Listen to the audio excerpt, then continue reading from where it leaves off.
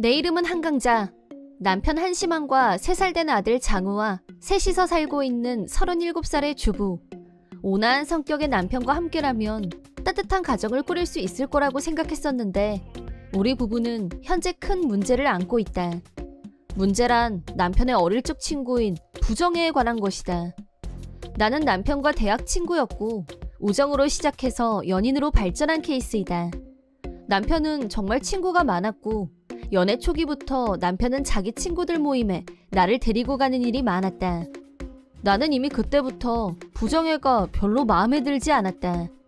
엄연히 여친인 내가 있는 앞에서 부정애는 남편한테 안기고 매달리고 우리 예전엔 사랑하는 사이였잖아 라면서 하나도 안 웃긴 농담을 해대는 꼴이 영 마음에 안 들었다.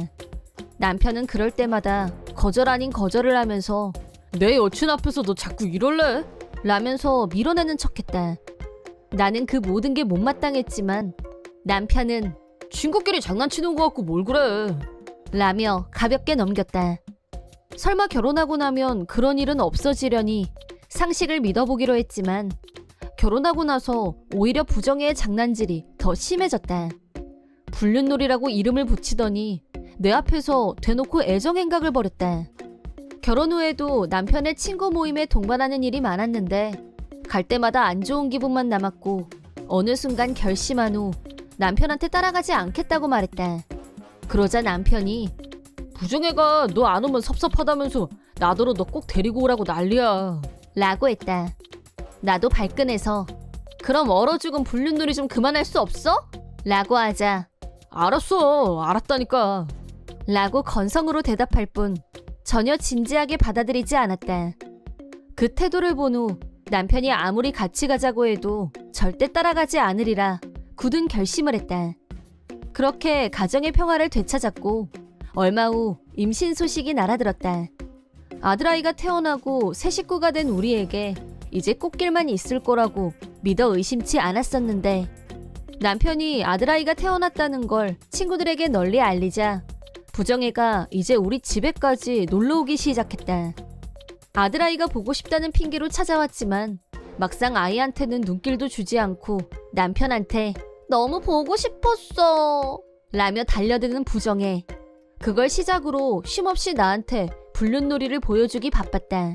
우리 셀카 찍자? 라고 하더니 남편 팔을 자기 가슴 쪽으로 당기고 볼을 맞대고 찰칵. 어머, 우리 너무 다정한 거 아님? 이 사진 SNS에 올려야겠다. 그런 짓을 내 앞에서 너무 천연덕스럽게 하고 놀았다. 그리고 아들아이가 3살이 된 지금 부정애는 나날이 뻔뻔하고 과감해졌다. 남편 핸드폰으로 나한테 라인을 보내는 방법으로 약을 올렸는데 남편과 호텔 앞에서 찍은 사진을 전송하는 식이었다. 집에 들어온 남편한테 따져 물으면 다 같이 모여서 놀다가 그냥 지나가는데 옆에 호텔에 있었을 뿐이야. 부정애가 원래 장난기가 있잖아. 호텔에 나오니까 사진 찍자고 까불더라고 라면서 웃었다. 이게 지금 웃을 일이야? 라고 내가 화를 내자 걱정하지 말라니까 아무 일도 없어. 너 알고 보니 질투의 여왕이었네 라면서 뭐가 재밌는지 혼자 낄낄거렸다. 무심한 남편한테 인내심의 한계가 오기 시작했을 무렵 결정적인 일이 일어나고 말았다. 휴일을 맞아 셋이서 나란히 앉아 편안한 시간을 보내고 있을 때 갑자기 초인종이 울렸다. 현관문을 열어보니 부정애가 있었다. 마침 볼 일이 있어서 요 앞을 지나가다 들렸어. 저기요, 너무 보고 싶었어 라고 하더니 아들아이가 보는 앞에서 남편한테 와락 안겼다. 들어오라는 말도 하기 전에 이미 거실로 성큼성큼 들어간 상태였다. 지난번에 그 호텔 너무 좋았어 라고 하면서 나를 쳐다보며 입꼬리를 위로 올리며 웃었다. 남편은 그냥 지나간 것 뿐이잖아 라며 좋다고 웃어댔다. 내가 아무 말도 안 하고 보고만 있자 부정애는 남편 뺨에 키스를 날렸다. 그걸 보고 아들아이가 뽀뽀했어 라고 하자 부정애가 너네 아빠는 엄마보다 나하고 더 친해 라고 말했다. 그 순간 마침내 나의 인내심은 한계점에서 폭발하고 말았다. 더 이상 아들아이 앞에서 이런 추태를 보여줄 수 없다. 그렇게 결심을 굳힌 나는 그날 저녁 남편과 단판을 짓기로 했다. 아들아이를 재우고 난 후 단도직입적으로 다시는 이 집에 부정해 들이지 마 라고 하자 남편은 또 그 소리냐 라고 하더니 한숨을 내쉬었다. 내가 있는 데서 키스까지 했어. 이 정도면 선을 넘어도 한참 넘은 거거든?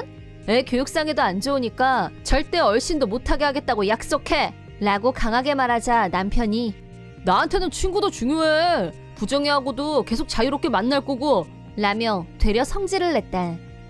남편의 반응을 보면서 더 이상 부부로 있을 가치가 있을까 라는 회의가 들었고 이혼을 결심했다.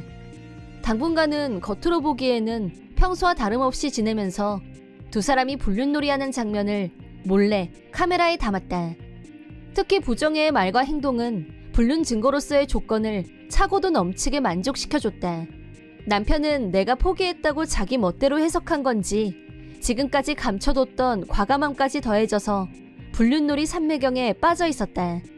서로 뺨에 키스하는 건 물론 부부 침대에 같이 누워서 뒹구는 등 가관 그 잡채. 덕분에 용량을 초과할 정도로 사진을 확보했다. 한 달 후 어느 휴일 남편한테 부정혜 씨한테 집에 오라고 해줄래? 라고 하자 네 입에서 그런 말이 나오는 날이 올 줄이야 라면서 전화를 걸었다. 부정혜는 쏜살같이 날아왔고 자기야 너무 보고 싶었어 라고 늘 하던 멘트를 날렸다. 그때 내가 큰 소리로 둘 다 똑바로 앉아 라고 선전포고를 하자 두 사람이 움찔하며 동시에 나를 쳐다봤다. 서랍에서 내 사인이 들어간 이혼 서류를 꺼내와서 테이블 위에 올려놓자 남편은 눈이 2배는 커지더니 뻣뻣하게 경직됐다. 이혼 사유는 당연히 당신 불륜 때문이고 따라서 위자료도 톡톡히 청구할 거야. 물론 부정혜 씨한테도요. 라고 말을 끝내자 남편이 불륜은 무슨 넌 그냥 장난치고 논 것도 구분 못해? 이혼이 무슨 애들 장난이야?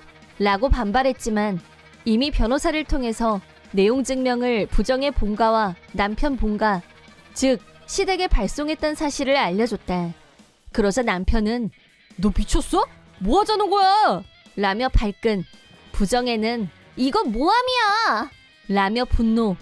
나는 말 대신 내가 준비한 사진, 동영상, 녹취록 등을 공개하며 이거하고 똑같은 거 두 사람 부모님께 보내드렸다는 것만 알아둬. 부모님 앞에서도 장난친 거라고 해보던가. 호텔 앞에서 애정을 과시하는 사진, 침대 위에서 같이 뒹구는 사진을 보면서 두 사람은 말없이 고개를 떨궜다. 바로 그때 초인종이 울렸고 흥분한 듯한 시부모님이 들이닥쳤다. 시아버지는 남편과 부정혜를 보자마자 이런 망측한 것들! 라며 소리를 질렀다. 시어머니는 눈물을 훔치면서 강자야 내가 대신 사과하마. 나도 저놈하고 연 끊을 거니까 손주만 만나게 해다오. 라며 내 손을 꼭 잡았다. 남편이 시부모님께 왜요? 나랑 부정혜하고 불륜놀이라고 이름 붙여서 놀다 보니까 재미가 붙어서 라고 구차한 변명을 하자 시아버지가 어디 할 짓거리가 없어서 그따위 짓을 하고 놀다가 가족한테 버림받고 꼴 좋다! 라며 남편을 패대기 치는 걸로 마무리. 시아버지의 쩌렁쩌렁한 고함에 기가 눌린 남편과 부정혜는 그제야 나한테 무릎 꿇고 사과했지만 당연히 용서할 생각 없어 라고 거절했다. 나는 시부모님 차를 타고 친정으로 갔다. 친정 부모님께 사정을 말씀드리자 시부모님이 엎드려 사죄하셨다. 그날 저녁 남편도 친정까지 찾아와서 잘못했다고 빌었지만 친정아버지가 문전에서 쫓아내자 울면서 돌아갔다.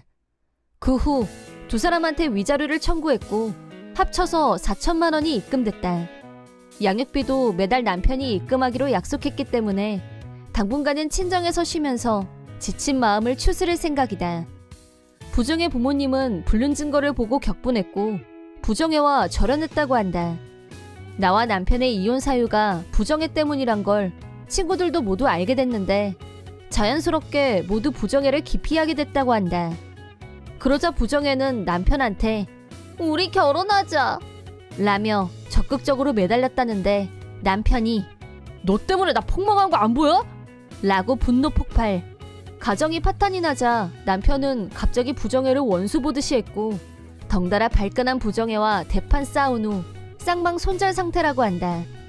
외톨이가 된 남편은 이혼 후 매달 나한테 장문의 사죄문을 손편지로 보내오고 있다. 설마 이혼당할 거라고는 1도 생각해 본 적이 없었다며 가족을 잃은 상실감과 스트레스로 원형 탈모증에 걸렸고 식욕도 없어서 체중이 10kg나 빠졌네 어쩌네. 징징거리는 전 남편에게 2번 다시 내 얼굴 볼 생각하지 말라고 확실하게 선을 그은 상태이다. 탈모에 수척해진 외모, 급 노안으로 변한 남편은 그 후 어떤 여자와도 인연이 없었고 호라비로 생을 마감할 전망이다.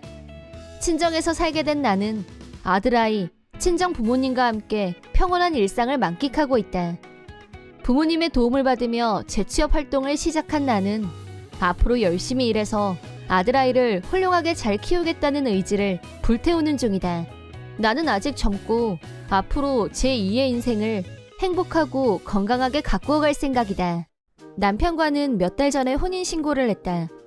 결혼식은 남편이 출장이 많은 탓에 나중에 스케줄을 조정해서 올리기로 했다. 드디어 결혼식 날짜가 정해졌을 무렵 택배가 하나 도착했다. 보낸 사람은 멀리서 살고 있는 이모였다.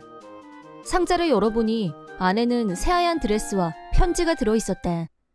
이 드레스는 네 엄마가 병상에서 있을 때 너를 위해서 한 땀 한 땀 직접 만든 거란다.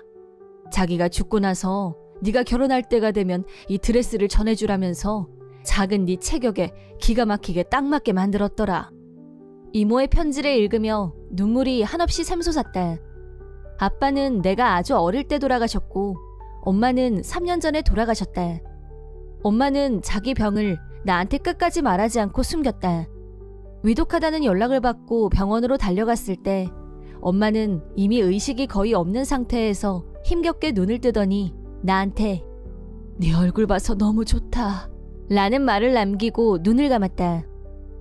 나는 엄마의 마지막 선물을 조심스럽게 꺼내서 주름이 생기지 않게 옷걸이에 잘 걸어뒀다. 마치 오래간만에 엄마를 만난 것처럼 행복감이 밀려왔다. 그런데 다음날 퇴근하고 와서 보니 옷장에서 드레스가 없어졌다. 감쪽같이 사라진 것이다. 헉! 도둑이 훔쳐갔나? 완전 멘붕이었다. 잠시 후 남편이 퇴근해서 돌아왔다. 너 왜 울고 있어? 집에 도둑이 들었나봐. 내 드레스가 없어. 오열하며 간신히 말을 이어가는 나한테 남편은 아무렇지도 않게 난 또 뭐라고? 그 드레스 내가 우리 누나 빌려줬어 라는 말을 듣고 경악하고 말았다. 그게 무슨 말이냐 똑바로 설명하라고 하자 남편은 곧 자기 누나 결혼식이 있는데 드레스 빌리는 값이 만만치 않으니 차라리 내 드레스를 빌려주겠다고 하고 남편이 그걸 멋대로 빌려줬다는 거였다. 그건 그냥 드레스가 아니라 엄마의 유품이었다. 그런데 말 한마디 없이 자기 멋대로 그런 결정을 내리다니 눈물과 분노가 마구 엉켜서 정신을 차리기도 어려웠다. 게다가 나하고 남편 누나하고는 체형부터가 완전히 달랐다.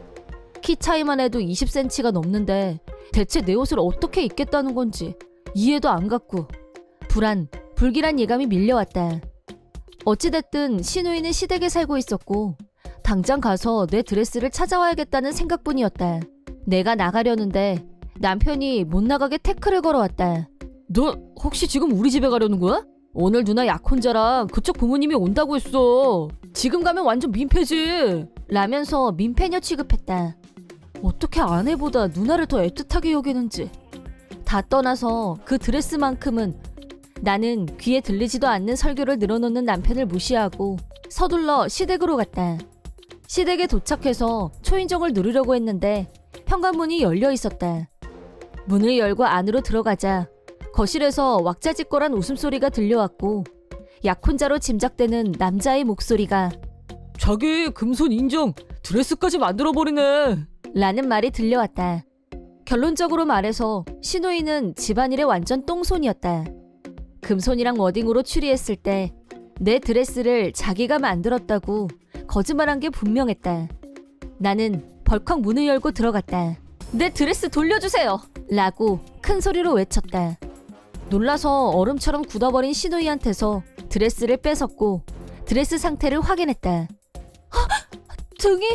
시누이 사이즈에 맞추려고 했는지 등 부분에 절개선이 들어가 있었고 실밥이 풀어지지 않게 감침질해 놓은 상태였다. 시누이가 바느질했을 리는 없고 이걸 대체 누가 했을까? 나는 시어머니를 쳐다봤다. 그러자 시선을 피하는 시어머니. 손이 시누이보다 먼저 결혼했다는 이유로 시누이와 시아버지는 나를 별로 탐탁치 않게 생각했다. 하지만 시어머니는 내가 힘들게 살아온 걸 알고 나서 나를 딸처럼 대해주셨다. 나도 돌아가신 엄마를 생각하면서 시어머니를 친엄마랑 똑같이 여기며 따랐었는데 어머니까지 이러실 줄은 몰랐어요. 정말 어떻게... 그러자 격양된 시누이와 시아버지가 나한테서 다시 드레스를 빼앗으려고 드레스를 있는 힘껏 잡아당겼다. 나도 뺏기지 않으려고 필사적으로 드레스를 잡고 있었는데 부지직하는 소리를 내며 드레스가 갈기갈기 조각났다. 조각난 드레스를 보고 충격받은 나는 오열했다. 시누이와 약혼자는 이게 무슨 매너니? 내 드레스 어쩔 건데 네가 다 책임져! 남의 결혼식 망치려고 작정했어요? 어떻게 드레스를 걸레로 만들어놔? 라고 나한테 모든 분풀이를 다했다. 나는 북받치는 눈물을 삼키며 조목조목 이 드레스가 나한테 어떤 의미인지 시누이가 아니라 우리 엄마가 나를 위해 만든 거라고 소리쳤다. 그러자 계속 내 시선을 외면하고 침묵을 지키던 시어머니가 지금까지 자신이 딸을 위해 가담했던 일들을 눈물과 함께 폭로했다. 드레스뿐 아니라 약혼자한테 가정적인 이미지로 어필했던 요리도 전부 시어머니가 만들었다고 말이다. 시누이의 결혼을 서두르던 가부장적 남자의 전형인 시아버지는 무슨 수를 써서라도 결혼식은 지 동생보다 먼저 올려야지. 라고 시누이의 가짜 이미지 만들기 작업에 압박을 가했다. 내 드레스를 몰래 훔쳐온 건 시어머니가 자기는 드레스는 못 만든다고 했기 때문이었다. 정말 저 드레스를 너희 어머니가 만들어주신 거니? 근데 내가 이모한테 받은 편지를 시어머니한테 보여드리자 갑자기 큰 소리로 엉엉 울음을 터뜨렸다. 내가 너한테 이런 짓을 저지르다니. 시어머니는 바닥에 털썩 주저앉았고 울음소리는 더 커졌다. 그때 남편이 나를 따라서 시댁에 도착했다. 남편은 아무 말도 없이 나를 향해 걸어오더니 주저없이 내 뺨을 때렸다. 그러더니 험악한 눈으로 나를 쳐다보면서 우리 누나 결혼식 망치려고 작정했어? 당장 무릎 꿇고 사과하라며 험한 말을 쏟아냈다. 남편한테 뺨을 맞은 것 자체도 충격이었지만 이런 상황에서 시누이 편을 들 수가 있다니. 내가 사람을 잘못 봤다는 후회가 밀려들었다. 점입가경으로 남편은 내가 몰랐던 충격적인 사실을 말했다. 나는 우리 결혼식 포기하고 그 돈을 전부 누나 결혼식을 위해 바칠 각오까지 한 사람이야. 그런데 너 때문에 이게 무슨 꼴이야? 라는 폭탄 발언을 듣고 멘붕이 왔다. 우리 결혼식이라면서 혼자서 그딴 결정을 한 거냐고 묻자 남편은 기세등등하게 자기는 결혼식 안 해도 상관없고 대신 그 돈을 누나한테 서프라이즈 할 생각이었고 그러면 축의금으로 돈 1,000만 원은 거뜬하다고 했다. 그 돈으로 가구며 전자제품을 사면 얼마나 좋겠냐는 말도 덧붙였다. 그래서 드레스도 나한테는 필요 없으니까 시누이한테 빌려줘도 아무 문제가 안 된다고 생각했단 거였다. 남편의 말을 듣고 난 후 나는 더 생각할 것도 없이 바로 그 자리에서 이혼을 요구했다.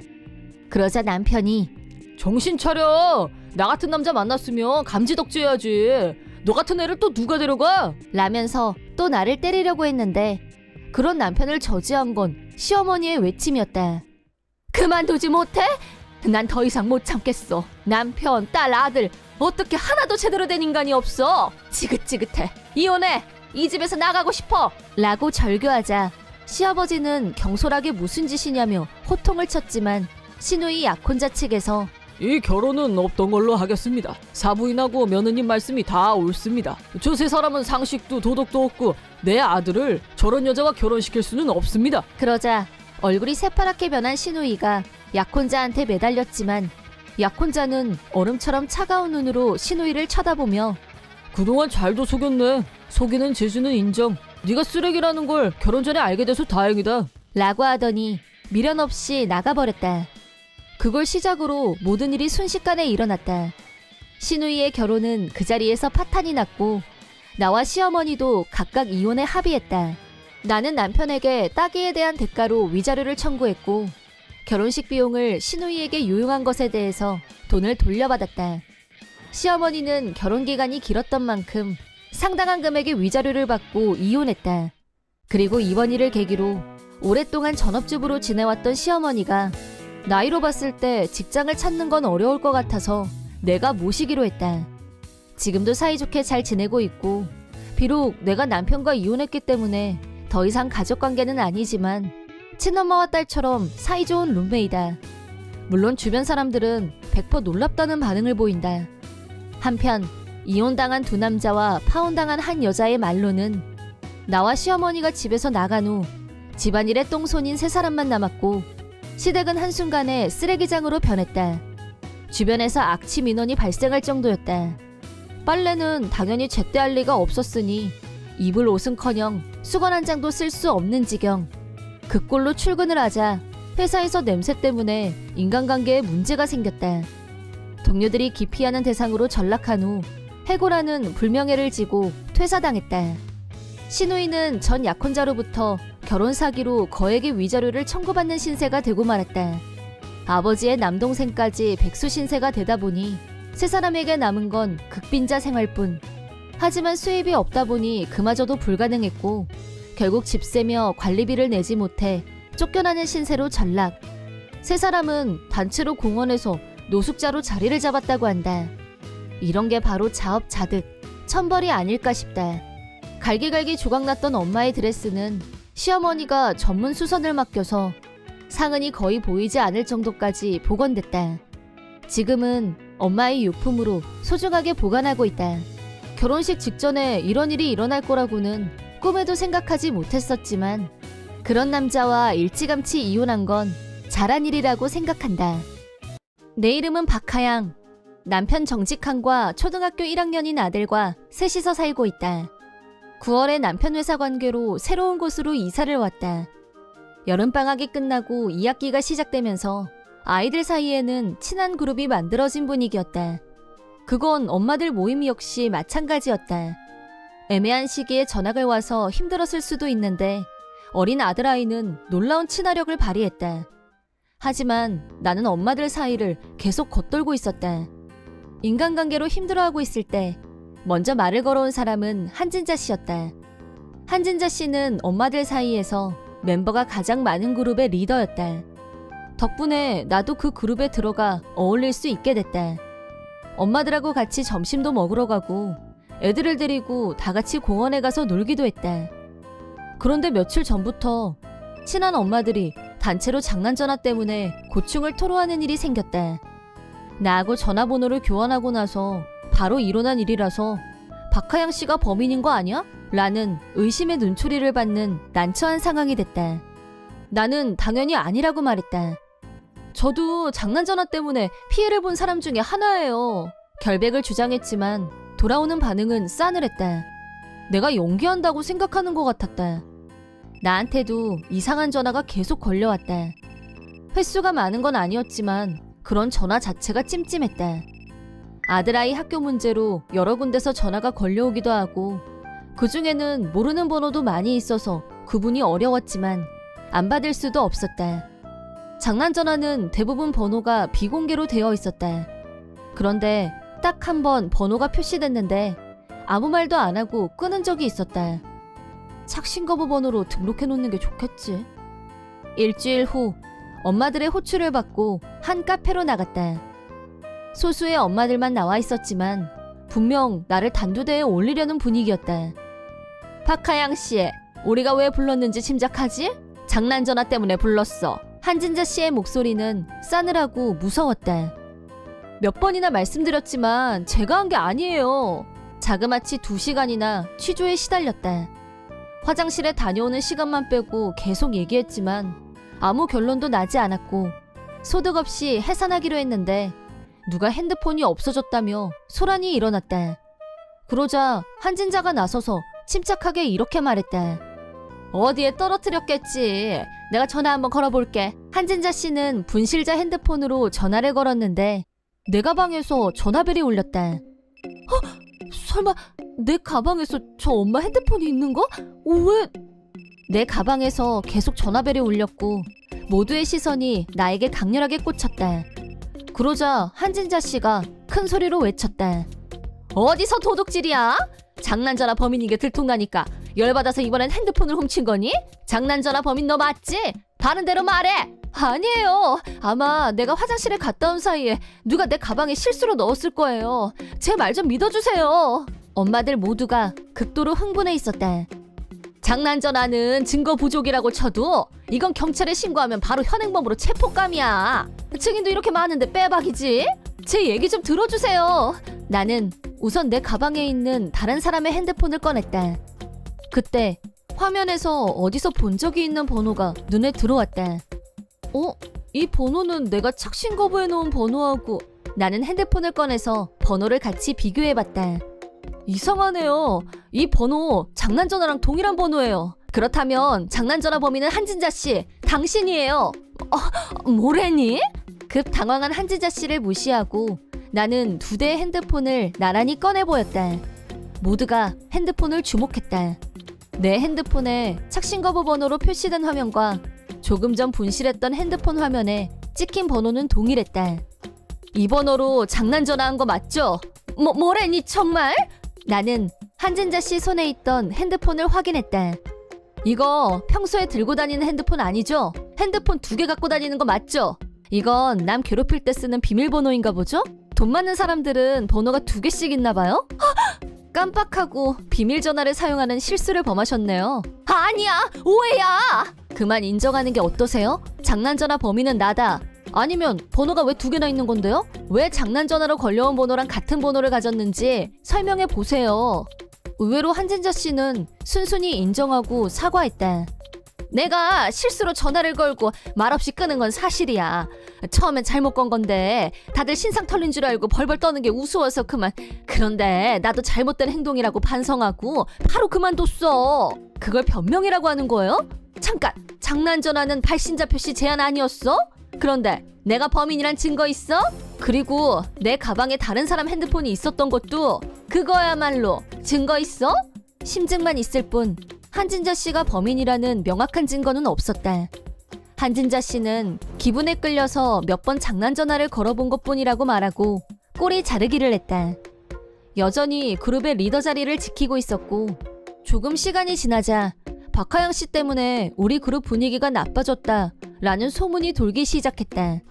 한진자 씨가 일부러 퍼뜨린 냄새가 확실하게 풍겼다. 그런 와중에 화해하는 의미로 우리 집에서 멤버들 다 모여서 점심 먹자. 이왕이면 애들도 데리고 와.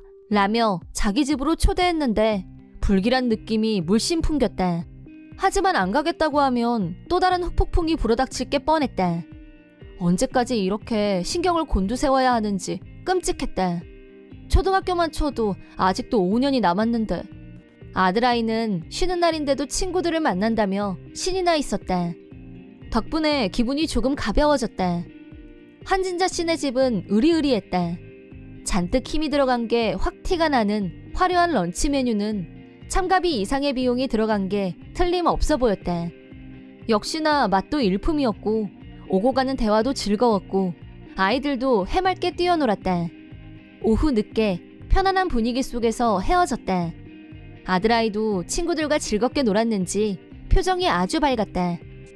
런치 모임 다음 날 남편이 출근한 후 한진자 씨를 필두로 단골 멤버들이 우리 집으로 찾아왔다. 우리가 와서 놀랐지? 아침부터 불쑥 찾아와서 미안한데 박하영 씨한테 꼭 물어보고 싶은 게 있어서 왔어. 다시 엄습하는 불길한 예감. 무슨 일이신데요? 말씀하세요. 실은 어제 다들 가고 나서 보니까 내가 엄마한테 받은 반지가 없어졌더라고. 나중에 내 딸한테도 물려줄 생각이었는데 어제 우리 애가 친구들한테 자랑하고 싶다고 해서 잘 갖고 있으라고 하고 내가 줬는데 그만. 그래서요? 설마 이번엔 제가 그 반지를 훔쳤다고 말하려고 온 거예요? 어제 점심부터 저녁 때까지 같이 있었던 사람 중에 한 명이잖아. 중간에 화장실도 다녀왔고 집안에서 자유롭게 돌아다녔으니까 훔칠 마음만 먹으면 기회는 얼마든지 있지 않았겠어? 그렇게 따지면 다들 같은 조건 아닌가요? 그런데 우리 애가 하는 말이 박하영 씨 아들하고 같이 놀다가 반지를 잃어버렸다고 하더라고. 네? 우리 아들이 어쨌단 건데요? 이번엔 전혀 다른 관점에서 훅 들어왔다. 약점을 잡았다고 생각했는지 한진자 씨는 여유있게 웃음기까지 머금더니 박하영 씨 아들이 우리 애랑 같이 놀다가 잃어버렸을 수도 있고 아니면 실수로 집에 갖고 왔을 가능성도 있지 않을까 해서 온 거야. 나는 일단 아직 등교 전인 아들아이를 급하게 불렀다. 그러자 꼬물꼬물 주머니 속에서 반지를 꺼내서 보여줬다. 아들아이 말로는 한진자 씨의 딸이 우리 집은 부자니까 반지 한 개쯤은 너한테 줘도 돼 라면서 줬다는 거였다. 나는 그 반지를 들고 한진자 씨가 있는 곳으로 왔다. 그러자 어머 설마 했는데 역시 또 박하양 씨가 훔친 거였네. 수상한 장난 전화도 틀림없이 이 여자 짓이라니까. 그런 거 아니에요. 나는 아들아이한테 들은 그대로 사정을 설명했다. 내가 처음에 말했지? 이건 우리 엄마 유품이라고. 내 딸한테는 할머니 유품이다 이 말이야. 그런데 그걸 이사 온 지 얼마 되지도 않은 남자애한테 불쑥 내준다는 게 말이 돼? 이번에는 한진자 씨 말이 꽤 설득력이 있었다. 전반적인 분위기도 한진자 씨 쪽으로 기우는 듯했다. 도둑질한 것도 모자라서 거짓말까지. 이건 순전히 가정교육에 문제가 있다는 증거 아니겠어? 저는 제 아들 말을 믿어요. 그 엄마의 그 아들이라더니 모자간에 도둑질도 같이 하고 서로 편들어주고 놀고 있네 정말. 하고 싶은 말을 다 했는지 우르르 우리 집에서 나가버렸다. 이 일을 잘 해결하지 않으면 어른 싸움에 애들이 다치겠어. 나는 용기를 내서 당사자인 한진자 씨 딸아이한테 그날 일을 물어보기로 했다. 처음엔 아무 말도 안 하려고 했지만 한참 시간을 끌더니 엄마가 그렇게 말하라고 해서 그렇게 했다고 솔직하게 말했다. 아이가 어른보다 몇 배나 정직했고 옳고 그름의 판단도 정확했다. 더 나아가서 엄마가 전화 걸고 그냥 끊는 거 많이 봤다는 말까지 털어놨다. 나는 모두가 있는 곳에서 한진자 씨에게 물었다. 한진자 씨 딸아이가 나한테 다 솔직하게 말했어요. 초등학교 1학년보다 더 유치하게 구는 거 부끄럽지 않으세요? 미안.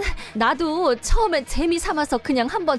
근데 자기들이 너무 겁을 먹고 벌벌 떠니까 나도 모르게 자꾸 더 하고 싶어지더라고. 한진자 씨는 마침내 모든 범행을 자백했고 사과했다. 하지만 결과는 이혼이었다. 딸아이까지 끌어들여서 한심한 짓을 벌였다는 사실을 알게 된 한진자 씨 남편은 엄마, 아내의 자격을 박탈했다. 대저택에서 쫓겨난 한진자 씨는 혼자서 살고 있다는데 파트 근무를 하며 생계를 꾸리느라 당분간은 심심할 틈이 없을 것으로 보인다. 몇 년 전 혼자 살던 시절에 나는 낚시에 빠져 있었고 낚싯대, 아이스박스 등이 다 들어갈 수 있게 자동차도 패밀리카로 바꿨다.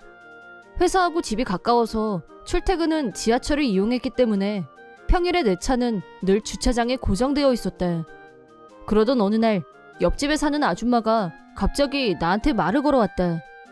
평소에 말도 몇 마디 안 했는데 불쑥 혼자 사는 총각이 패밀리카를 타니까 맨날 주차장에 박혀있는 거잖아. 세워만 두면 엔진 다 망가져. 차도 새 차인데 아까우니까 내가 좀 도와줄까? 라고 걱정인 듯 걱정 아닌 발언에 불길한 예감과 함께 경계심이 발동한 나는 아니요 괜찮습니다 라고 짧게 말을 끊고 얼른 집으로 들어와 버렸다. 하지만 그 아줌마는 간단히 물러서지 않았고 내가 집에서 나오기만 기다리는 사람처럼 집에서 나올 때마다 총각 출근도 지하철로 하는 것 같던데 그럼 이 차는 대체 언제 타는 거야? 맨날 세워만 둘 거야? 그럼 나한테 빌려줘도 아무 지장 없는 거 아니야? 째째하게 굴지 말고 내 말 들어. 우리 집은 네 식구라서 이 차가 우리한테 완전 딱이라는 거 아니야? 라고 들이대면서 내 가방에 자동차 키가 있는지 없는지 보겠다면서 손을 쑥 집어넣었다. 아줌마의 돌발 행동에 당황한 나는 뭐 하시는 거예요? 경찰 부를 겁니다. 라고 제법 세게 나오자 아줌마도 당황했는지 채 타고 혀를 차더니 자기 집으로 들어가 버렸대. 그날 이후로 나는 출근 시간을 매일 조금씩 다르게 조절하는 식으로 최대한 그 아줌마와 부딪히지 않게 조심조심하면서 거리를 뒀는데 그 방법이 효과가 있었는지 한동안 부딪히지 않고 지나갔다. 예상치 못했던 황당 사건이 있긴 했지만 때는 바야흐로 여름 휴가철이 다가왔다. 부모님 집은 차로 2시간 거리이지만 엄마가 휴가 때 꼭 집에 오라고 해서 일단 집부터 들리는 걸로 하고 휴가 계획을 알차게 세워놨다. 휴가 전에도 평일에는 성실한 직장인으로 주말에는 친구들과 낚시터를 돌아다니며 취미생활을 만끽했다. 패밀리카를 전격 구매한 건 탁월한 선택이었고 날이 갈수록 내 차는 낚시꾼의 필수 아이템들로 알차게 꾸며졌다. 일가 취미로 일주일을 꽉 채우며 보내는 동안 휴가가 가까워졌다. 집에 가는데 차 안에 낚시 도구가 잔뜩 들어있으면 엄마가 놀랄 것 같아서 큰맘 먹고 물건을 다 드러내고 깨끗하게 세차하고 냄새 제거까지 끝냈다. 그랬더니 최근에 거의 볼 수 없었던 옆집 아줌마가 불쑥 튀어나오더니 내가 차를 깨끗하게 청소하는 모습을 흐뭇하게 쳐다보면서 어머, 어떻게 알고 세차까지 말끔하게 했네? 애들 방학이고 남편 휴가라 시골에 한번 갈 참이었는데. 아우, 근데 아직 비린내가 좀 난다. 우리 식구들이 탈 거니까 더 섬세하고 꼼꼼하게 세균 박멸까지 확실하게 부탁해. 아참, 총각 차에 하이패스 있지? 냄새 나는 거 참아주는 대신 하이패스 쓰는 걸로 퉁치자고. 라면서 혼자 앞서 나가는 태도에 급 당황한 나는 빌려드린다는 말 한 적 없다고 확실하게 말했지만 진짜 쪼잔하게 구네 정말. 혼자 사는 처지가 딱해 보여서 내가 배려 차원에서 말도 걸어주고 교류도 하면서 트려고 했더니 참새가 봉황의 뜻을 알 리가 있나. 총각 차 덕분에 나하고 사이좋게 지내면 이게 바로 윈윈이지. 배려 윈윈 다 필요 없다니까요. 제발 아는 척하지 말아주시기 바랍니다. 그리고 제 차는 저도 곧 부모님을 찾아뵐 거라서 절대 안 됩니다. 라고 하자 자기가 먼저 말했으니까 순서대로 하는 게 맞다는 둥 점점 뻔스러움이 도를 넘었다. 아무 의미 없는 입씨름을 하는 것도 피곤하고 해서 청소를 빠르게 마무리하고 못 빌려드립니다. 라고 딱 잘라 말한 후 집으로 들어왔다. 드디어 연휴 전날 평소처럼 지하철로 출근. 아침부터 상사가 연휴 기념으로 저녁에 술이나 한잔하자고 했다. 내일 운전해야 해서 안 된다고 해도 막무가내였다. 집이 먼 것도 아니고 숙취가 완전히 해소되고 나서 출발해도 괜찮으려니 하고 일찍 일어나는 걸 포기하고 자고 있었는데 갑자기 누가 문을 쿵쿵 요란하게 두드리는 소리에 놀라서 벌떡 일어났다. 무슨 일인지 아직 정신을 못 차리고 있는데 엄마 얼굴이 보였다. 어제 술을 너무 많이 마셔서 잠결에 헛것이 보이나 하고 있는데 이번에는 난데없는 따귀 세례가 날아왔다. 멀쩡하게 살아있구만. 너 왜 사람을 놀라게 해? 라면서 펑펑 눈물을 쏟아내는 엄마. 그리고 엄마 뒤로 펼쳐진 풍경을 보고 잠이 확 달아났다. 현관에서 여러 명의 경찰이 나를 쳐다보고 있었다. 나는 어젯밤 평소와 다름없이 지하철을 타고 귀가했고 누구랑 시비가 붙은 기억도 없고 분명히 경찰이 출동할 만한 아무런 일도 없었다. 그렇지만 지금 경찰이 우리 집에 와 있고 느닷없이 엄마까지. 현타 장렬. 대체 내가 잠든 사이 무슨 일이 일어난 건지 도무지 짐작이 안 갔고 머리가 깨질 것 같았다. 하지만 다음 순간 경찰이 나한테 던진 말을 듣고 경악을 금치 못했다. 내 차가 고속도로에서 대형 사고를 일으키고 폐차 수준으로 망가진 건 물론 많은 피해자가 생겨났던 거였다. 차에 타고 있던 가족으로 보이는 중년 남자와 10대 청소년 한 명이 모두 중태라고 했다. 3명 모두 의식불명 상태에서 구급차로 병원에 실려간 상태라고 했다. 현장에 출동한 경찰관이 현장 검증을 하는 과정에서 차 안에서 서류를 발견. 차 소유자가 나라는 걸 확인한 후 차 안에 있는 탑승자들이 모두 의식불명 상태였기 때문에 서류에 적힌 긴급 연락처로 연락을 취했고 그게 우리 부모님 연락처였던 거였다. 집에 있다가 아침 일찍 경찰에 연락을 받은 어머니는 너무 놀라서 직접 차를 몰고 한달음에 달려왔다. 우선 경찰에 연락을 받고 달려간 곳은 병원이었는데 경찰이 안내해준 대로 환자 얼굴을 확인한 순간 전혀 모르는 사람이었고 이 사람은 내 아들이 아니라고 한 후 정신없이 경찰하고 같이 우리 집으로 달려와서 내가 있는지 확인한 거였다. 그런데 내가 세상 모르고 자고 있는 걸 보자 마음이 놓이면서도 짜증이 폭발한 나머지 안도의 눈물과 짜증이 한데 어우러진 결과가 따귀 세례로 마무리된 거였다. 엄마와의 문제는 정리가 됐지만 다른 문제가 남아있었고 확인을 위해 병원으로 향했다. 병원에서 사고당한 사람이 문제의 아줌마 가족들이란 걸 안 순간 경악했다. 경찰관이 사진으로 폐차장에 옮겨진 차량을 보여줬는데 틀림없는 내 차였다. 내 차는 맞지만 대체 어떻게 이런 일이 일어날 수 있는지 완벽하게 멘붕 상태에 빠졌고 정확한 경위를 알고 싶었다. 경찰관은 나한테 차를 빌려준 거 아니냐고 물었지만 그런 사실이 없다고 분명하게 말한 후 내가 그 차를 타고 나서부터 여러 번 거절했는데도 그 아줌마가 무턱대고 차를 빌려달라고 해서 곤란했던 정황을 설명했다. 경찰은 필요한 확인이 끝났다며 집으로 가도 좋다고 했고 엄마도 내가 무사한 걸 확인했으니 됐다면서 집으로 돌아갔다. 집에서 밥이라도 같이 먹으려고 했는데 올해는 힘들겠다면서 서운해하면서 말이다. 그리고 얼마 지나서 병원에 있던 세 사람의 의식이 돌아왔다. 아줌마보다 남편과 아들이 더 위험한 상황이었다고 하는데 다행히 고비를 넘겼다고 해서 나도 마음이 놓였다. 그런데 문제는 의식이 돌아온 아줌마가 내가 차를 빌려주겠다고 했다며 일방적인 주장을 펼치기 시작했던 것이다. 사고가 난 건 순전히 총각차에 문제가 있어서 그랬던 거야. 사고도 대형 사고가 났잖아? 위자료 내놔. 3명이니까 1억은 받아야 돼. 라며 적반하장이었다. 나는 그런 적이 없다고 했지만 이 아줌마가 내 차를 타고 사고가 났으니까 내가 보상해야 하는 건가? 순간 겁이 났다. 더군다나 그 아줌마가 차 키를 갖고 있었기 때문에 내가 빌려준 거라는 설에 설득력이 있었다. 이 일을 어떻게 대처해야 할지 고민하고 있을 때 아줌마에 대한 목격자 정보가 경찰의 청취 조사로 조금씩 드러나기 시작했다. 내가 회사에 가고 없는 사이 베란다로 우리 집에 들어가는 걸 봤다는 사람이 나왔고 결국 집에 침입해서 열쇠를 훔쳤다는 사실이 밝혀졌다.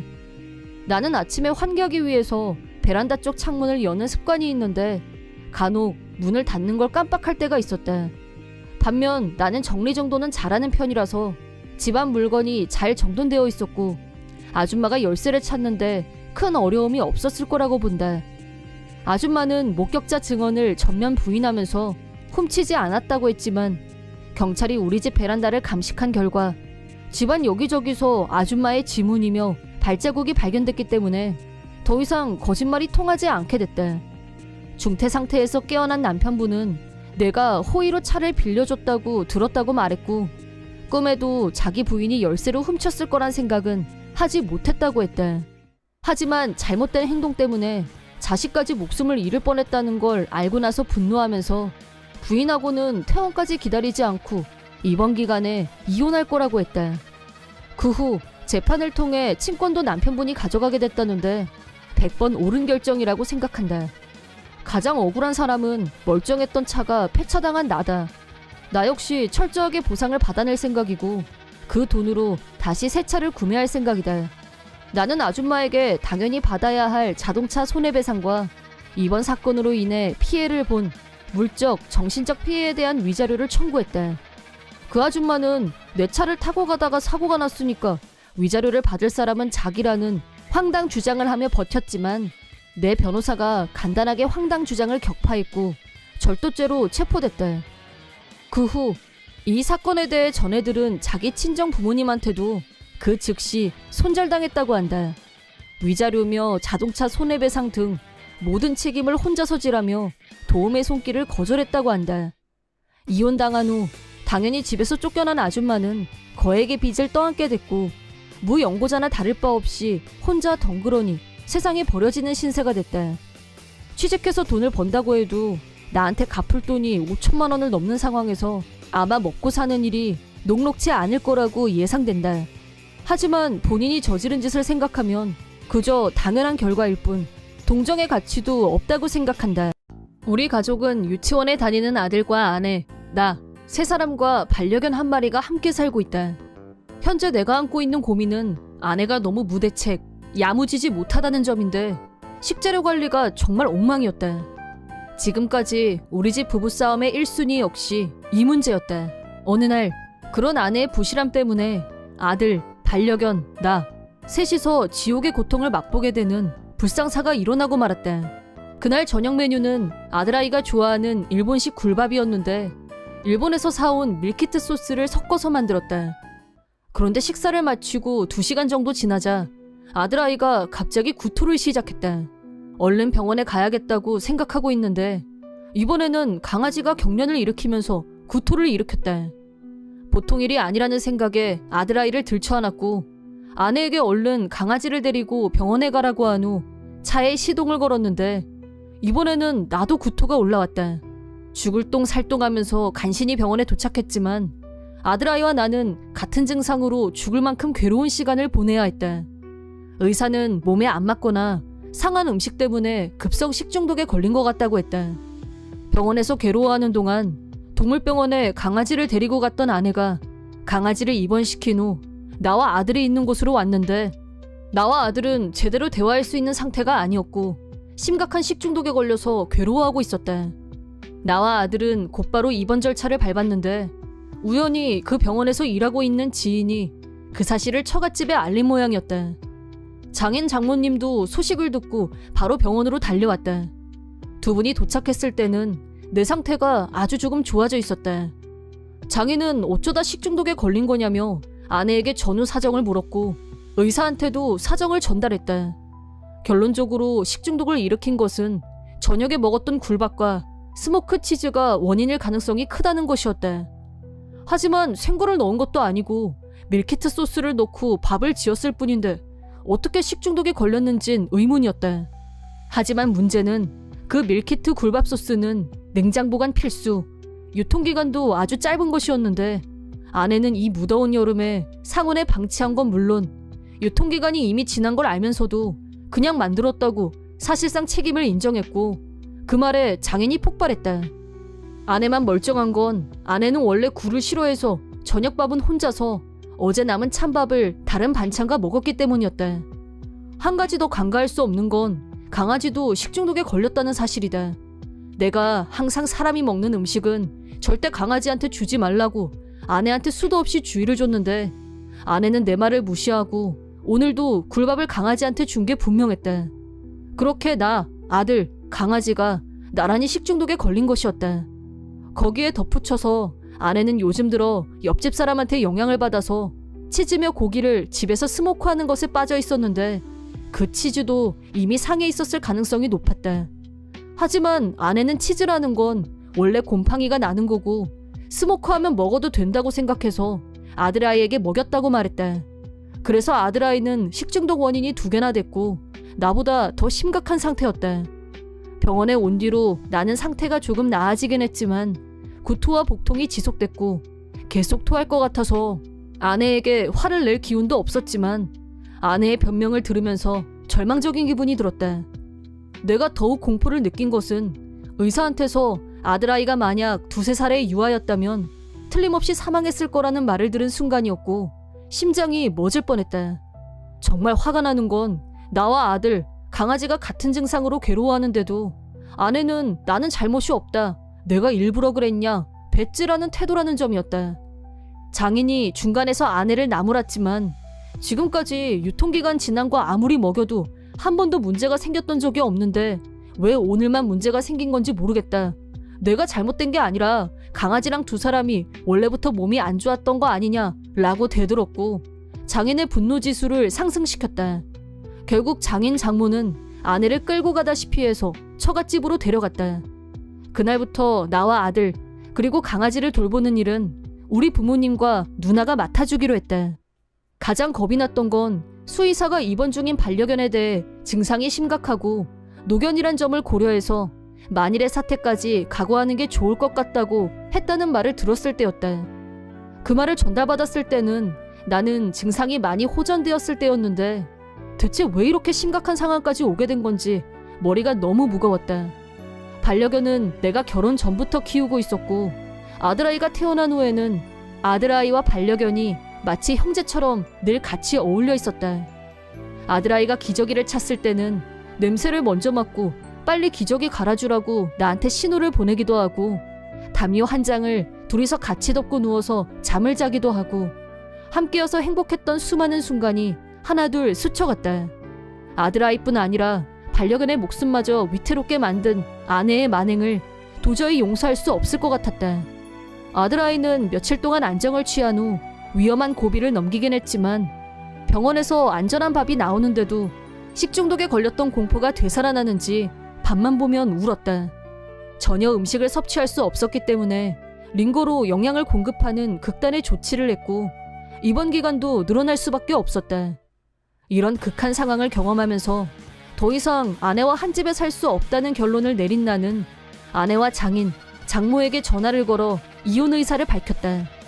그러자 아내는 밥을 안 한 것도 아니고 열심히 만들었는데 그게 왜 이혼 사유가 되냐며 억지로 끼워서 맞추지 말라며 나한테 위자료를 내놓으라고 요구했다. 옆에서 듣고 있던 장모가 네가 몸에 독이 되는 걸 먹여서 이렇게 된 거 아니냐며 버럭 소리를 지르는 게 들려왔다. 장인 장모님은 이혼이 문제가 아니라 자기 딸이 계속 손자 옆에 있으면 손자의 앞날이 걱정된다면서 내 의견을 완전히 이해해 주셨고 옆에서 이혼 성립이 되도록 도와주셨다. 당연히 아내한테 위자료를 청구했다. 아내는 왜 이런 걸 내야 되냐면서 따졌지만 장인어른이 네 가족을 초주검으로 만들어 놓고 뭘 잘했다고 바락바락 따지길 평생이 걸리더라도 열심히 갚아 멍청한 것 같으니라고 라고 한 방에 상황을 정리해 주셨다. 그 후 아내는 이혼하고 싶지 않았지만 마지못해 도장을 찍었고 장인 장모님의 결정으로 계속 처갓집에서 살게 됐다. 그러는 사이 아들아이는 건강을 회복해갔고 밥도 조금씩 먹을 수 있게 되면서 드디어 태어났다. 반려견도 생사의 고비를 여러 번 넘기며 각오해야 했던 적도 있었지만 열심히 버틴 덕분에 최악의 상황은 면할 수 있었다. 체력이 회복되는 과정을 꼼꼼히 체크하면서 퇴원 날짜를 정했다. 이혼 후 아직 어린 아들아이를 생각해서 부모님과 동거하기로 했다.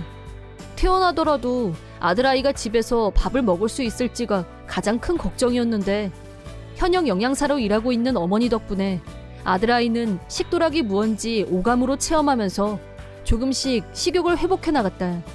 한편 전처는 위자료를 지급하기 위해 장인 장모님이 경영하고 있는 농업 일선에서 연중 무휴로 일을 하게 됐고 아내가 일해서 번 돈은 전액 나한테 송금하도록 장인 장모님이 철저히 감독하셨다. 물론 전처는 말도 안 된다며 몰래 도망치려고 한 적도 있었지만 도망쳐도 당연히 잡혔고 그때마다 장인어른은 아내에게 더욱 심한 벌을 주고 있다고 한다. 그렇게 반년쯤 지난 후 공통된 지인한테서 아내 얘기가 들려왔는데 그런 큰일을 겪었으면서도 전처는 전혀 반성도 학습도 되지 않았는지 여전히 유통기간, 냉장 보관 등의 식품 관리를 무시하고 아무거나 먹다가 이번엔 본인이 식중독에 걸렸다는 거였다. 심각한 정도가 나랑은 비교도 안 될 정도였던 것 같은데 꼬박 3일을 잠도 못 자고 구토와 설사에 시달리다가 겨우 증세가 멈췄는데 몸무게가 자그마치 8kg나 빠질 정도로 탈수 증세가 심각했다고 한다. 친정에 살고 있는 전처가 어쩌다 그런 지경이 됐는지 알고 보니 전처는 농사일이 싫다면서 안 하겠다고 파업 선언을 하고 버티다가 전 장인, 장모님과 대판 싸움이 벌어졌고 하필 그 타이밍에 전 장인, 장모님의 먼 곳에 사는 지인이 부고가 있어서 장례식에 참가하려고 두 분이 집을 비웠다고 한다. 그렇게 집에 혼자 있게 된 전처는 식중독에 걸리고 만 것이다. 안 좋은 일은 자고로 겹쳐서 오는 법. 전처는 자기 핸드폰을 장인 차에 깜빡하고 두고 내린 바람에 구급차도 못 부르고 혼자서 사경을 헤매다가 발견됐다고 한다. 물론 발견자는 장례식을 마치고 돌아온 전 장인, 장모님이었고 병원에 데리고 가자 의사가 이 상태에서 어떻게 살아남았느냐며 깜짝 놀랐다고 한다. 그런 얘기를 들어도 담담하게 자업자득이란 단어밖엔 떠오르지 않았다. 오히려 이제야 드디어 천벌을 받았다는 생각이 들 정도였다. 어른인 나도 그렇게 힘들었는데 어린애와 노견은 얼마나 힘들었을까. 그래서 나는 여전히 전처가 용서가 안 된다. 어쩌면 전처는 이제야 비로소 나와 아들아이, 반려견의 고통을 알게 됐는지도 모르겠다. 진심 쌤통이라고 생각한다. 나는 유치원에 다니는 아들과 남편, 나까지 셋이서 살고 있고 패션 의류업을 경영하고 있다. 대학 때부터 옷에 관심이 많았고 관련 분야에서 일하고 있을 때 자회사의 대표를 맡아서 해볼 생각이 없냐는 제안을 받았다. 물론 나는 기꺼이 제안을 받아들였다. 그날은 1박 2일의 일정에 출장이 있었고 아들 정우는 남편한테 맡겨놓고 갔다.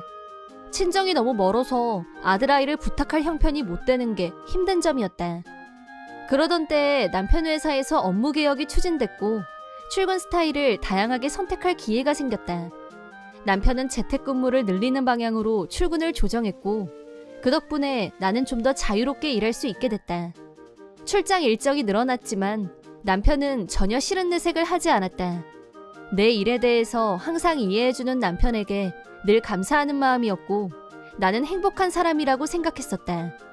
그런데 그날은 출장 일정을 마치고 호텔에 와서 샤워하고 있는데 갑자기 핸드폰이 울렸다.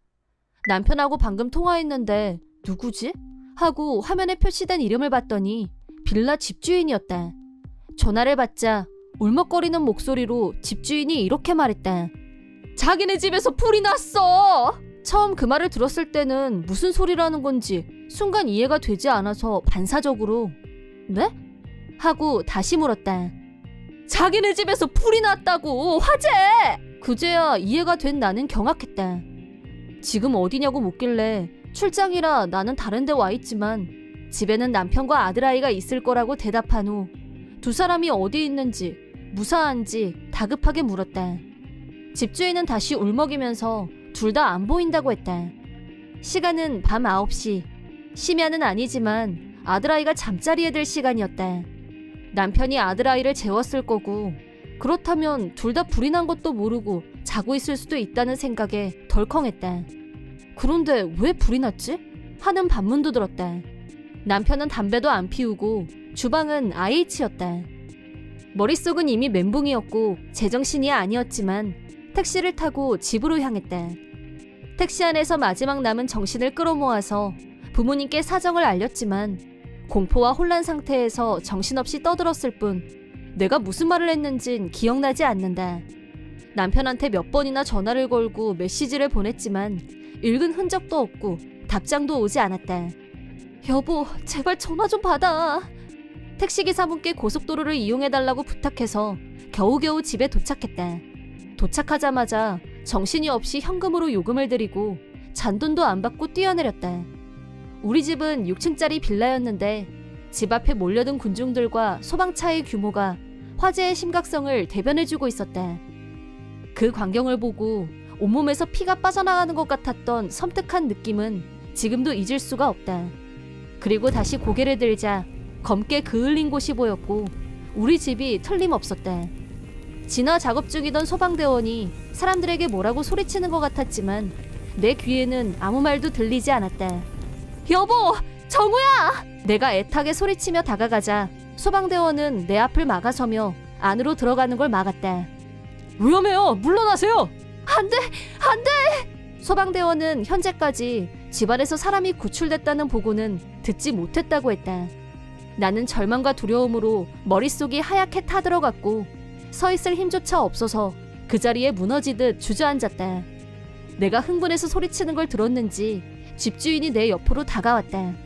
정우 엄마, 여기 있었네. 걱정하지 말고 이쪽으로 와. 흐느낌이 통곡으로 변한 나는 집주인이 끌고 가는 대로 아무 의식 없이 이끌려갔다.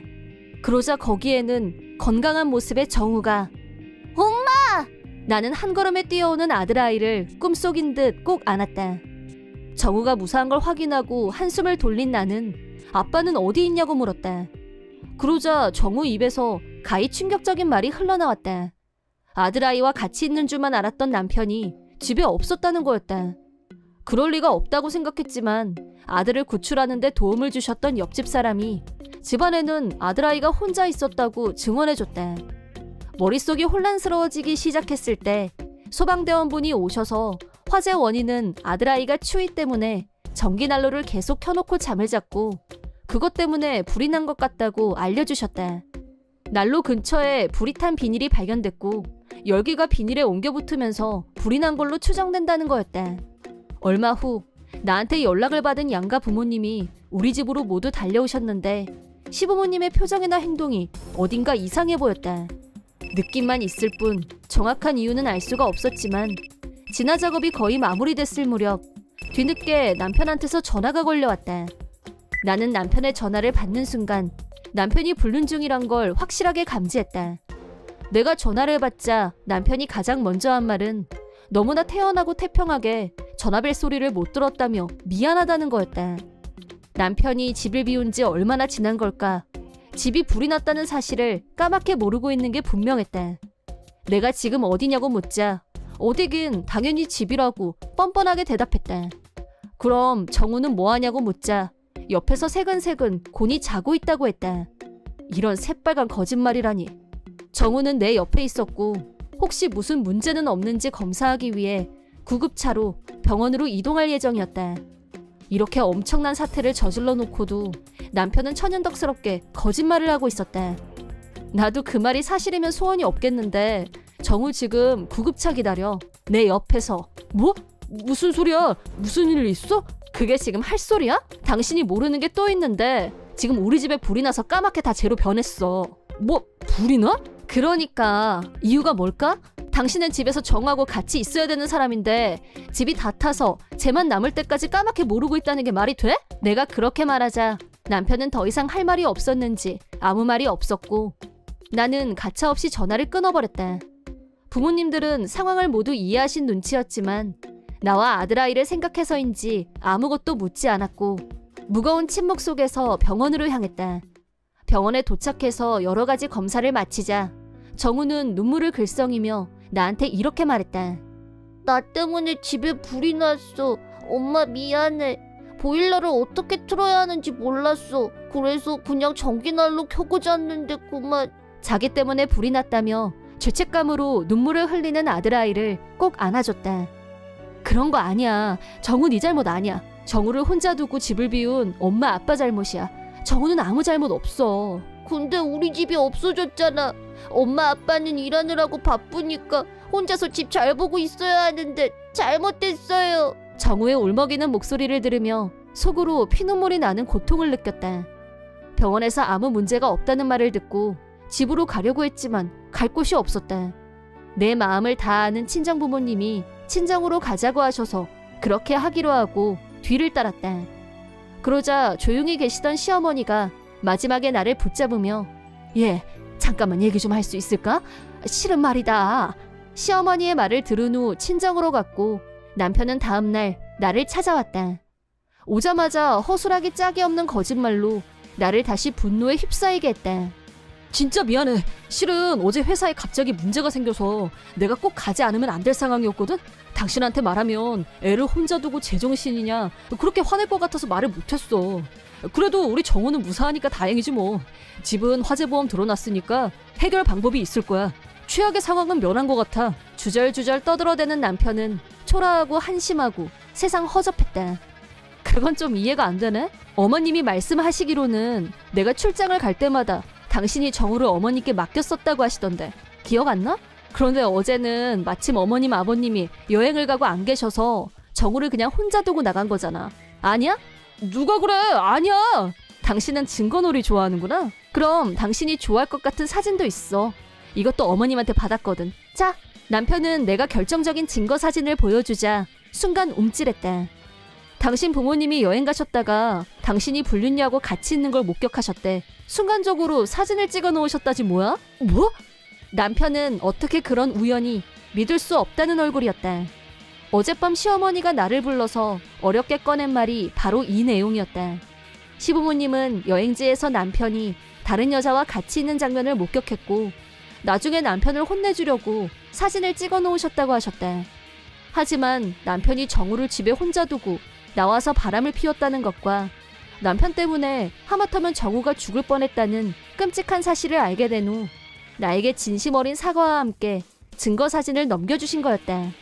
가정적이고 좋은 아빠인 척은 혼자 다 하더니 불륜 여행을 가려고 그 어린애를 추위에 벌벌 떨게 혼자 뒀다는 게 말이 돼?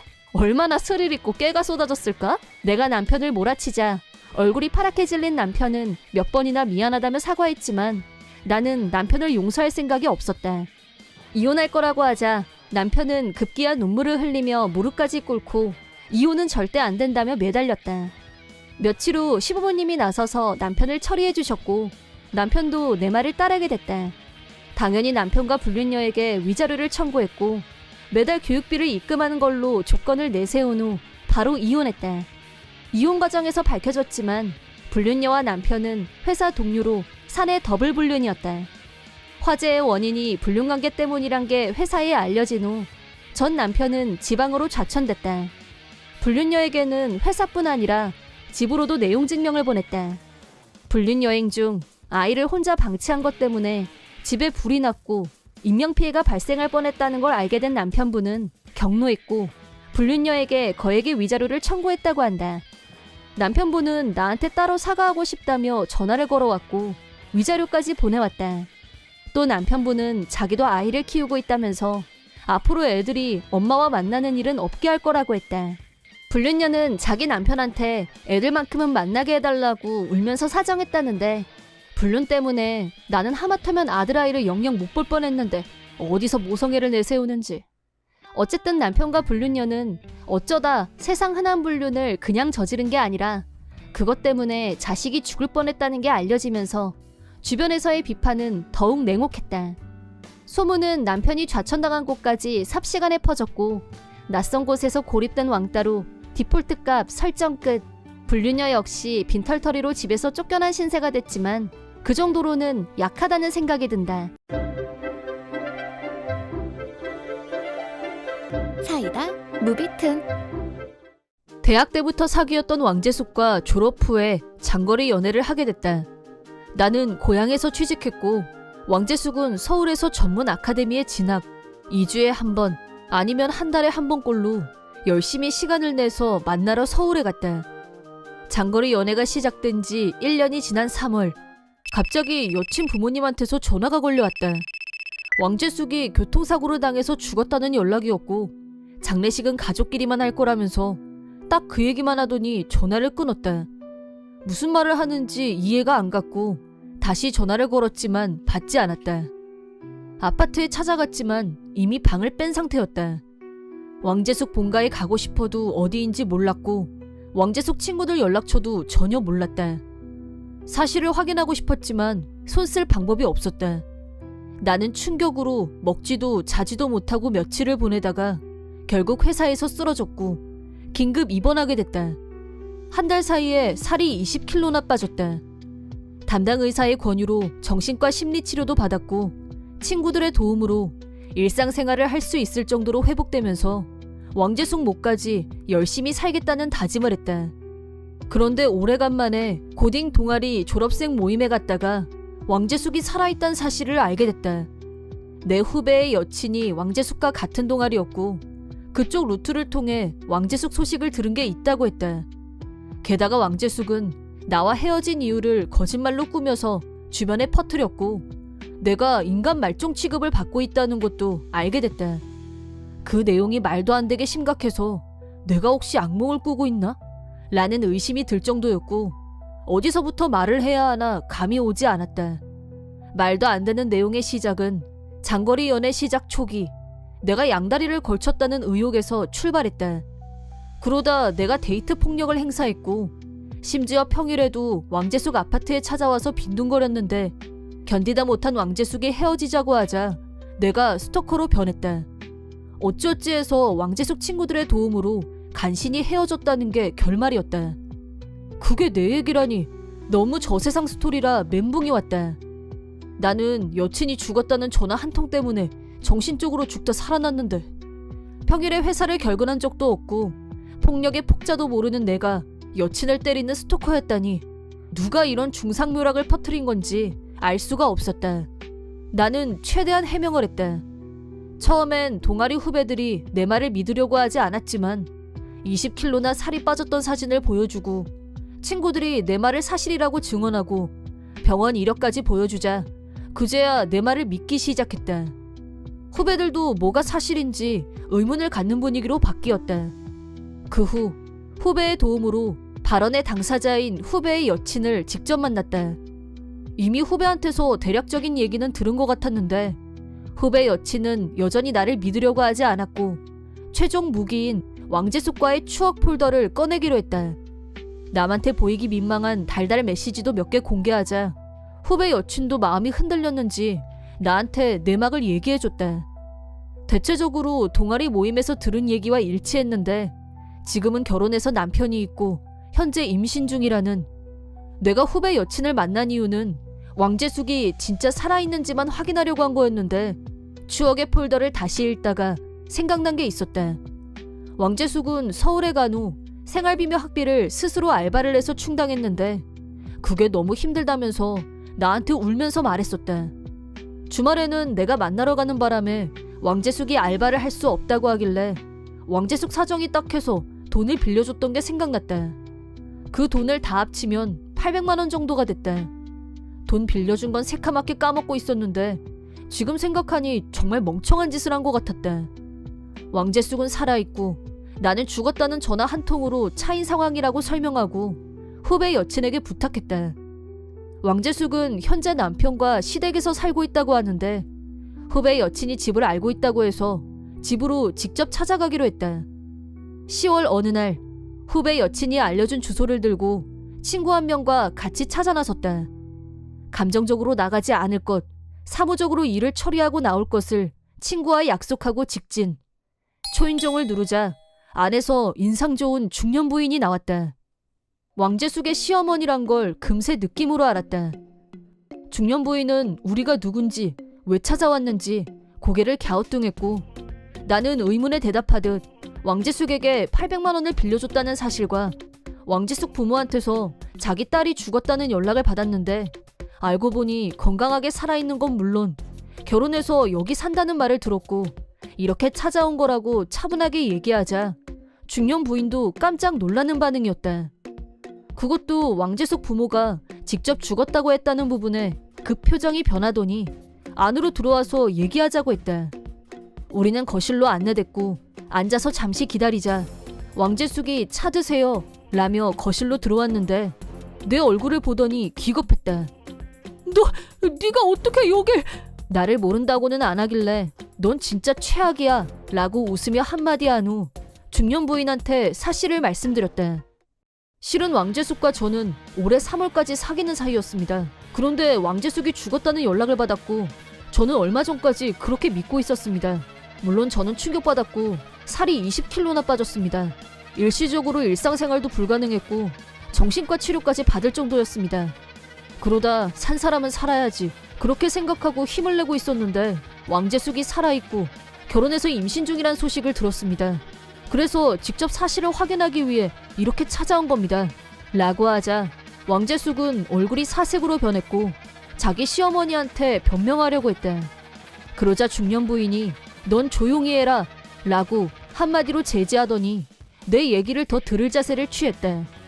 나는 사망 소식이 다가 아니라 왕재숙이 주변 사람들한테 나를 데이트 폭력범으로 매도해서 인간 말종으로 낙인 찍히는 바람에 사람들의 오해를 풀고 다시 신뢰를 쌓느라 힘들었다고 하자 왕재숙의 얼굴은 종이장처럼 하얗게 대조적으로 중년 부인은 벌겋게 상기됐다. 끝으로 나는 왕재숙과 다시 만날 생각은 없다. 다만 가짜 뉴스를 퍼뜨려서 내 신용을 잃게 만든 것에 대해서는 대가를 치르게 하겠다 라고 말했다. 그러자 중년 부인은 나한테 고개를 숙이면서 당연히 그렇게 해야죠 라고 했다. 옆에 있던 왕재숙은 입으로는 아무 말도 안 했지만 위자료를 물어주게 되자 안절부절 못하는 게 보였다. 내 얘기를 마친 후 이런 사실을 왕재숙 남편은 알고 있냐고 물어봤다. 중년 부인은 매서운 눈으로 왕재숙을 노려보면서 그럴 리가요. 전혀 금시초문입니다. 라고 짧게 대답했고 왕재숙은 입을 꾹 다물었다. 이 정도면 왕재숙한테 충분한 벌이 된 것 같고 중년 부인이 자기가 책임지고 위자료를 내게 하겠다고 하셔서 3천만 원을 요구했다. 정신적으로 고통받은 게 가장 큰 이유였고 실제로 장기간 병원에 다녔기 때문에 내가 빌려준 돈까지 합치면 타당한 금액이라고 본다. 얘기를 마친 후 나와 친구는 왕재숙 시댁에서 나왔다. 그리고 내가 예상했던 대로 왕재숙한테서 연락이 왔다. 너 왜 왔어? 내가 잘 사는 게 싫어? 나 행복한 꼴 보는 게 그렇게 싫냐고. 나 지금 임신 중이야. 내가 지금 어떻게 위자료를 내? 내 상황 파악이 안 돼? 무슨 남자가 그렇게 속이 좁아? 라고 한바탕 열을 내고 끊었는데 그 통화 내용을 다 녹음해서 중년 부인한테 보내드렸다. 전혀 반성을 하지 않는 것 같아서 위자료를 500만 원 더 추가하겠다는 뜻을 전하고 변호사의 사인이 들어간 정식 서류를 보내자 그 뒤로 연락이 오지 않았다. 얼마 후 내가 2번에 걸쳐 요구한 금액의 위자료가 내 통장에 입금됐는데 왕재숙 집안이 한바탕 뒤집어졌다는 후문을 전해들었다. 당연한 일이지만 말이다. 우선 모든 진실이 남편한테도 알려졌고 남편은 화가 나서 왕재숙한테 책임 추궁과 함께 이혼을 요구. 왕재숙은 뱃속에 애가 있는데 이혼이 웬 말이냐며 절대 안 된다고 버텼지만 아이가 태어나면 남편이 양육하기로 하고 이혼 결정. 아이를 출산한 후 시댁에서 쫓겨났다고 한다. 나한테 준 위자료는 왕재숙 친정 부모가 냈다고 하는데 왕재숙 친정 부모는 나보다 돈도 더 잘 벌고 집안도 좋은 남자한테 시집을 보내야 자기들한테도 콩고물이 떨어질 거라는 기대에 이 일을 총괄기획한 왕재숙 계획에 숟가락을 얹었다가 폭망하게 됐다. 게다가 왕재숙은 남편한테도 위자료를 청구받았다. 집에서 쫓겨나고 아이도 못 보고 잠시 누렸던 부유한 생활은 일장춘몽으로 끝나고 허름한 아파트를 얻어서 혼자 살면서 위자료를 갚기 위해 분투 중이라고 한다. 살아도 사는 게 아닐지어다. 한편 진실이 다 밝혀지자 고향 후배며 친구들이 왕재숙을 손절. 지금은 아무도 거들떠보지 않았고 뿌린 대로 거두는 중이다. 이번 영상은 어떠셨나요? 재밌게 보셨다면 구독, 좋아요에 댓글까지 달아주시면 감사하겠습니다. 그럼 다음 영상에서 만나요.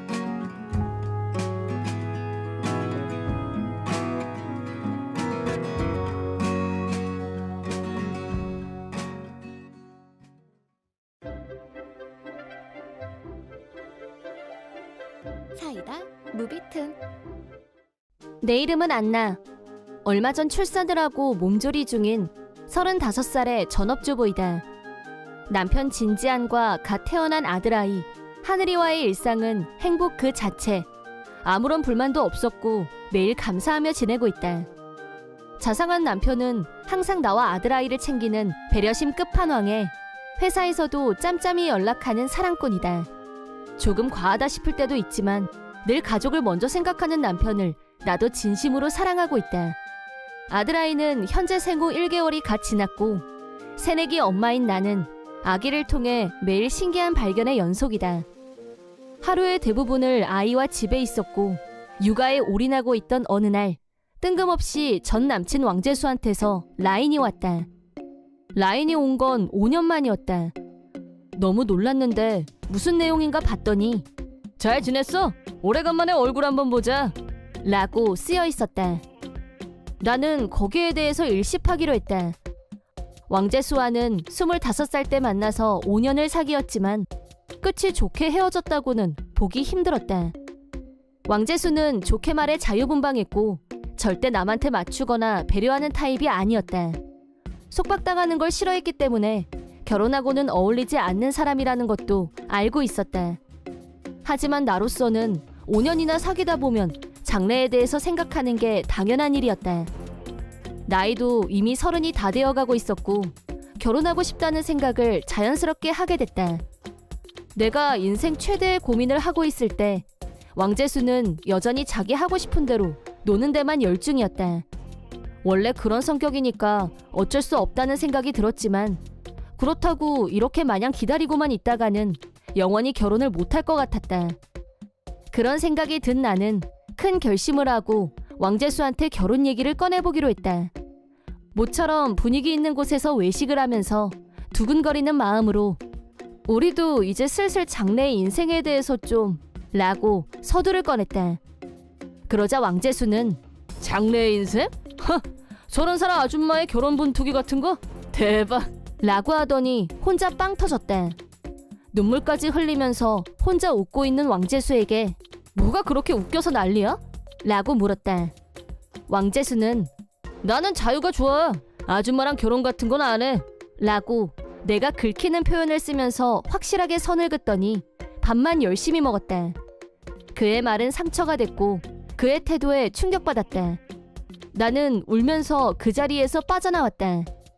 왕재수한테서 몇 번이나 전화가 걸려왔지만 목소리도 듣고 싶지 않았고 전화도 받지 않았다.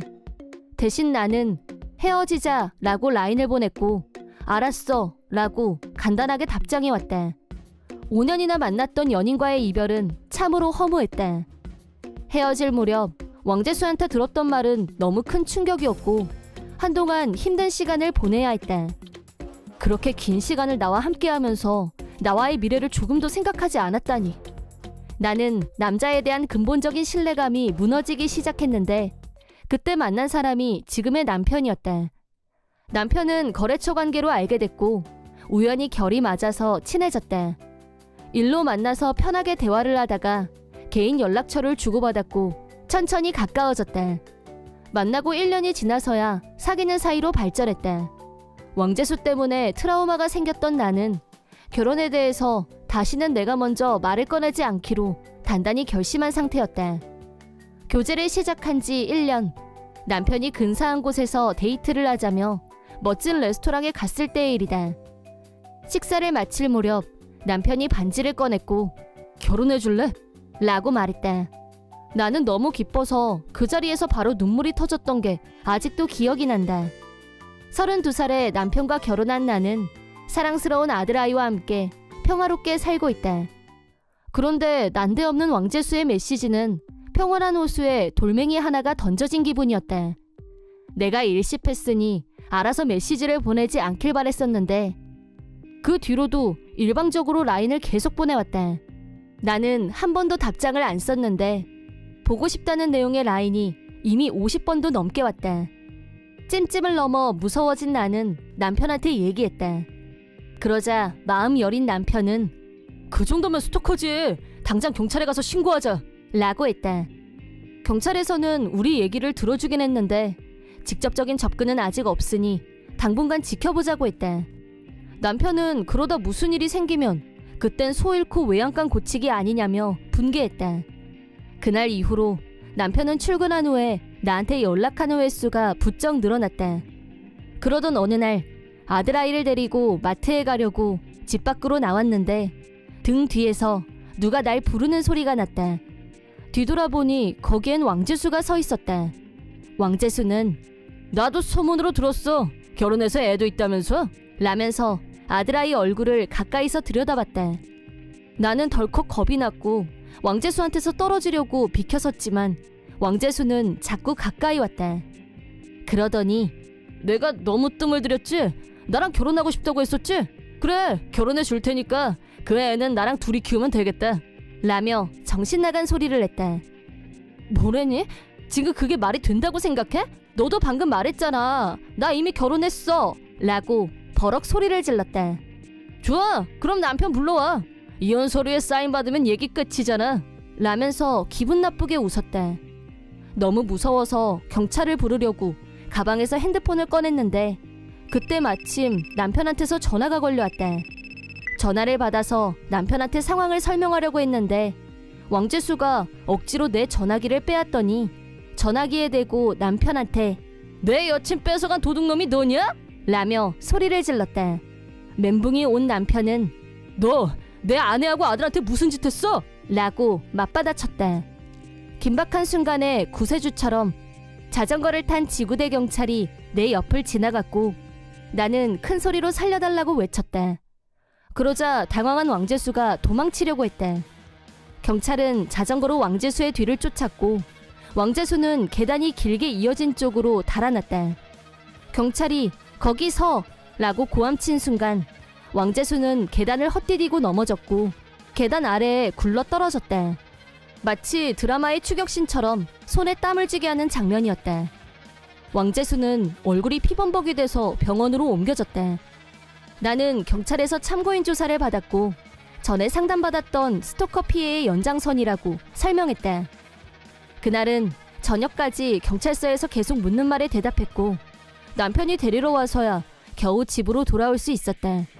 남편은 얼마나 걱정을 했는지 나와 아들아이를 보자마자 껴안고 놓아주질 않았다. 다음날 치료를 마친 왕재수는 3군데의 골절상을 입었지만 얘기는 할 수 있는 정도였기 때문에 경찰 조사를 받았다. 우리 집은 공통된 지인을 통해서 알아냈다고 했고 갑자기 나타나서 적극적으로 나한테 접근한 이유는 내가 결혼했다는 말을 듣고 나랑 헤어진 걸 후회했기 때문이라고 대답했다고 한다. 그런 유치하고 이기적인 이유로 라인 폭탄을 날리고 집 앞까지 쫓아와서 위협을 가하다니 용서할 수 없었다. 남편은 즉시 피해 신고를 접수하자고 했고 왕재수는 스토커 용의로 체포됐다. 나중에 알게 된 사실이지만 왕재수는 내 친구들에게 마구잡이로 연락해서 내 정보를 얻어냈다고 한다. 친구들 중에서는 걱정돼서 나한테 연락했던 경우도 있었지만 내가 온통 육아에만 신경이 가 있다 보니 전화가 온지도 몰랐고 왕재수 일은 전혀 몰랐었다. 그 후 왕재수는 체포된 사실이 알려지면서 회사에서 해고됐다. 경로한 부모님께 절연당하면서 지낼 곳도 없어졌다고 한다. 친구들 사이에도 무슨 이유로 체포됐는지 순식간에 소문이 퍼졌고 당연히 손절, 외톨이가 됐다. 순간의 잘못된 선택으로 결혼은커녕 모든 것을 잃게 됐고 힘든 인생을 살게 됐다. 지금은 보호관찰 중인데 카센터에서 알바를 하고 있다고 한다.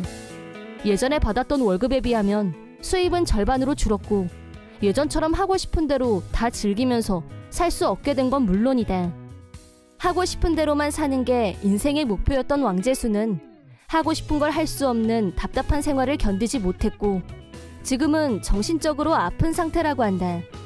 그런 결과는 모두 자업자득이었고 나와는 상관없는 일이지만 언젠가 왕재수가 자신이 한 일을 반성하고 개가천선하기를 마음 한구석에서 응원한다.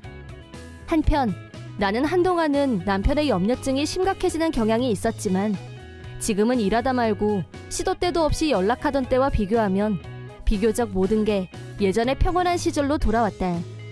5년 전에 헤어진 전남친에게 스토커를 당할 줄은 꿈에도 생각하지 못했었기 때문에 충격이 컸지만 남편의 살뜰한 보살핌 덕분에 곧 좋아질 거라고 생각한다. 무엇보다도 아들아이가 아무 피해를 입지 않았고 우리 가족 모두 무사한 것에 감사한다. 자칫하면 아들아이한테 위해가 가해졌을 수도 있었다고 생각하면 등골이 오싹해진다. 이런 위험천만한 순간을 다시 경험하는 건 절대 있어서는 안 된다. 우리 세 식구의 안전하고 행복한 생활이 계속되길 간절히 바란다. 이번 영상은 어떠셨나요? 재밌게 보셨다면 구독, 좋아요에 댓글까지 달아주시면 감사하겠습니다. 그럼 다음 영상에서 만나요.